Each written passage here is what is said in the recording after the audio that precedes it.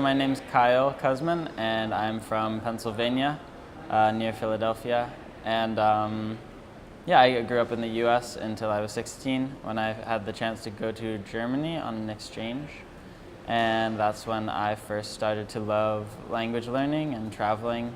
And since then, I've spent the last 5 years all of my time and money that I have and I can make just traveling and learning languages as much as possible, and especially eating good food while I travel. For me, so languages are about the people I meet. So I learned German because I went to Germany and made German friends. I then learned Portuguese because I have a lot of good Brazilian friends, and I wanted to visit them.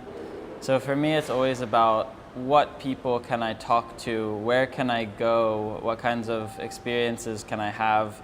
And I love the learning part itself also. It's like the world's biggest puzzle, and you can never solve it because it's constantly evolving and changing, and everywhere you go, every person you talk to kind of helps and adds a little bit more to you and to who you are and how you think and what you know. So for me, it's always about connecting with people and being able to see more and have more conversations with more people and add and learn and try and experience new perspectives, viewpoints, all of that. Yeah, it's a lot. Anytime I can connect with someone, like a host father, or when I go back to a country where someone has hosted me and I've spent the time to learn at least some of their language, and it makes such a huge difference to people when you can say to them thank you in their language. Even if you don't speak it well, if you take the time and put in the effort and really try, and it's obvious that you care and you're really trying and you're interested, it's such a great way to connect with people.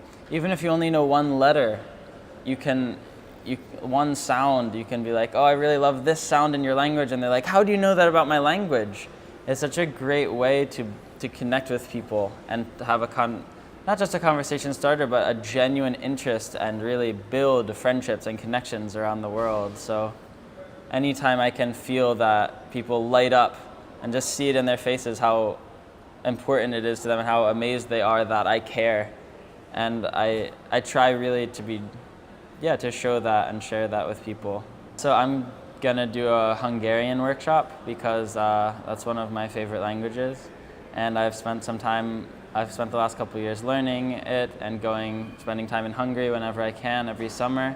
So I'm going to be, instead of trying to tell you about the language and trying to explain, I want to more show you and have you experience exactly how I learn, which is through music. So whenever I started a new language, I listen to a ton of music. I find a lot of good music and make a playlist and just listen a lot, and then start trying to sing along. And this helps me a lot with my accent, pronunciation, and you learn so much more than that without even trying. You don't have to study, but while singing and listening, you learn. So my Hungarian workshop will be actually purely interactive and music-based. So first, I will sing you one of my favorite songs or play it, and then I will run through an alphabet with you, and we'll learn all the sounds without ever seeing the letters, because I think seeing the same letters as other languages can really confuse you and have you make mistakes because you write very different sounds with the same letters. And then I will teach you to sing the song as well, and you'll learn the first verse. And then at the end, if we have time, we'll start to learn a little bit, like what can we learn from this more intellectually as polyglot fun, but it's more about having people learn and see and experience that it's possible, fun, and highly, highly effective, and just a great way to learn languages by listening and singing along to your favorite songs. So I discovered that music is actually a great way to learn languages in Germany when it was the first language I'd learned after English. And it was unconscious at first. It was just I was in Germany with my host family, struggling a lot, not understanding anything, really wanting to learn, and at the same time listening to a lot of music in German. And so I tried to listen to a lot of German music and found more and more stuff that I liked.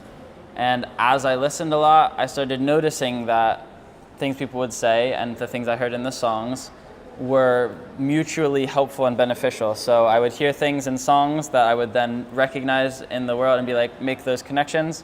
and then I would hear people talking and then be able to understand my songs better.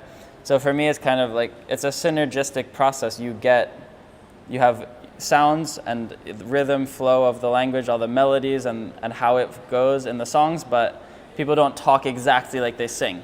So you also need talking exposure and conversation exposure with friends. And as I evolved and as I learned about like the mimic method, who I'm a huge fan of and a big disciple of, I've been learning more and more and noticing more and more that it's not just effective, it's actually, I think, the best and really the only way to learn in a fun way when you don't understand anything. Because how are you going to listen to sounds when you don't understand anything? Like the news, really?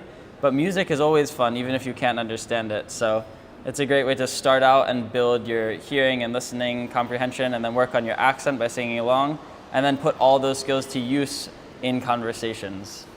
So I learned Portuguese. After learning German, my next language was Portuguese. And I knew I was going to Brazil at the end of my senior year of high school in the US. So I decided that I wanted to learn Portuguese and do a senior project. So I combined the two and I proposed learning Portuguese as a senior project in my school. And what I did to prepare myself was listen to some Brazilian music. I was still trying to read at that point, and so I used children's books to read and learn some basic vocabulary. And I would try to sing along, but barely. So my method was still evolving. It's always continuing.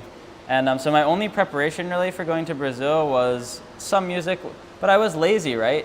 But I found myself a Brazilian mentor, a mother in the school who had some children, and she said she would help me. So maybe once or twice a month for about half a year before I went to Brazil, we would meet up, and she would help me with my very fledgling, basic, non-existent Portuguese, and she would give me her daughter's children's books, like Disney books. So I read like A Pequena Sereia, The Little Mermaid, with her, and Beauty and the Beast, in like Disney books, and I would learn from them with her, and we would talk about it. And then I went to Brazil after about half a year of that like preparation, not very often. And I was able, with a lot of pain and stress and tears of both joy and sadness and just disappointment and like hopelessness, I was able to learn to understand almost everything that was being said and in a conversation in about 2.5 weeks. But the funny thing is, at first I could only understand the guys when they spoke, because I lived with a family. My best Brazilian friends are all guys. So they're 3 boys and a father. And I spent most of my time with them. So I noticed that there was actually a very noticeable difference in how the guys and the girls would talk. And I only understood the guys at first. So I first heard about Langfest, I think right before the first one started, about 3 years ago, or 2 or 3 years ago. And I was in the Add One Challenge. I honestly don't remember exactly, but I had gotten into the online language learning polyglot community, and with some friends in the Add One Challenge group I had made, and maybe Bratislava, I heard about it somewhere online, like most things these days. So people and language learning communities online.